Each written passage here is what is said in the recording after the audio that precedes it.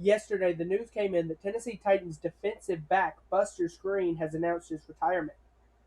We look at what effect this will have on the Tennessee Titans going forward, as well as the legacy of Buster Skrine. But above all else, remember to tighten up. Tell them boys to tighten up, tighten up. Let me hear you say it. Whole city getting hype now. Tell them boys to tighten up, tighten up. Let me hear you say it. All right, guys, as we get into the career of Buster Skrine, as a guy that really truly overperformed in his career. Out of Marietta, Georgia, he was a very undersized defensive back, 5'9". It has him listed at 187. I think he's way smaller than that. I'm picturing to myself a more 166, like 165 to maybe 175. He's not a big guy at all, and was a 5th-round pick out of the University of Chattanooga, and very much overperformed in his career, being able to stay in the league as long as he has. He played for Cleveland, New York, and Chicago before going to Tennessee and San Francisco, I believe. Yes. Never really had a year that jumped off the page. Maybe 2014 with the 4 interceptions. Yeah, 2014 definitely. 2017 with New York wasn't a bad year. He played really well as a guy that was signed late in the season for Tennessee when they needed corner depth. But really, that's what we're going to get to in a minute, is how this is going to end up affecting Tennessee Titans. So now I believe that they shouldn't have him on the roster anymore, and they do not. He is no longer on the roster. So now we're going to look at this.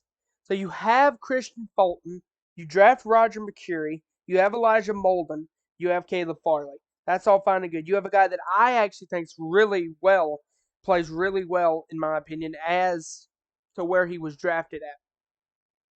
As a 7th-round pick, Chris Jackson has played really well for this Titans team. Very much similar to a former late-round selection at defensive back for the Titans in LaShawn Sims. That's really what Chris Jackson reminds me as, is how they've been able to really play him as a more, I guess you would say, reserve option. Because he's really been the guy that when somebody goes down, they plug in Chris Jackson.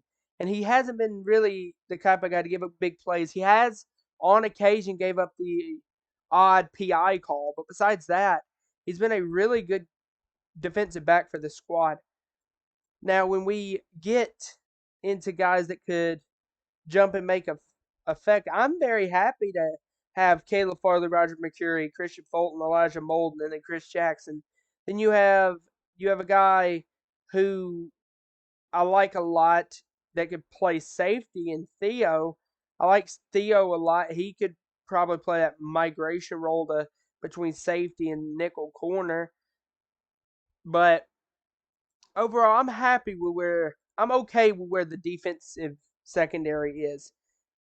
It's kind of weird that we don't have really that veteran option. That's really what Buster was.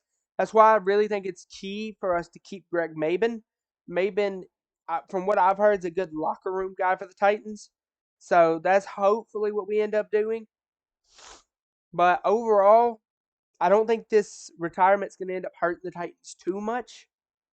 But we should be good.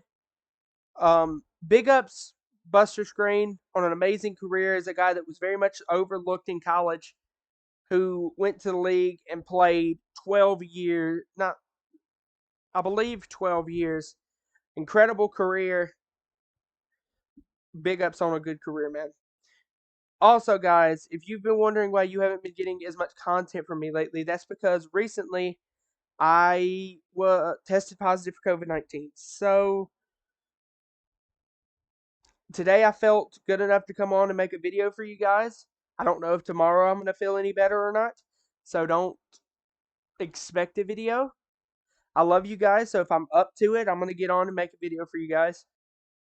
This has been your boy Cass. I'm out. I love you guys. Bye. Tell them boys to tighten up, tighten up. Let me hear you say it. Whole city it again, hype now. Tell them boys to tighten up. Tighten up. Let me hear you say it. Need